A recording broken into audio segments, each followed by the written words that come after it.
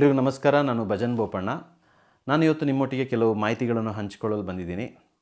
ಅದೇನು ಅಂತ ಹೇಳಿದ್ರೆ, ನಮಗೆಲ್ರಿಗೂ ಗೊತ್ತಿರುವ ಹಾಗೆ ಏಡ್ಸ್ ಅಥವಾ HIV ಅಂತ ಏನು ಹೇಳ್ತೀವಿ, ಇದೊಂದು ಗುಣಪಡಿಸಲಾಗದಂಥ ಒಂದು ಸೋಂಕು. ಇದರ ಬಗ್ಗೆ ನಾವು ಆದಷ್ಟು ತಿಳ್ಕೊಂಡು ಬೇರೆಯವರಿಗೆ ತಿಳಿಸುವುದರಿಂದ ಈ ಸೋಂಕನ್ನು ಹರಡದಂತೆ ನಾವು ತಡೆಯಬಹುದು. ಮತ್ತು ಇದೆಲ್ಲ ನಮ್ಮ ಒಂದು ದೊಡ್ಡ ಜವಾಬ್ದಾರಿ ಕೂಡ ಆಗಿರುತ್ತದೆ.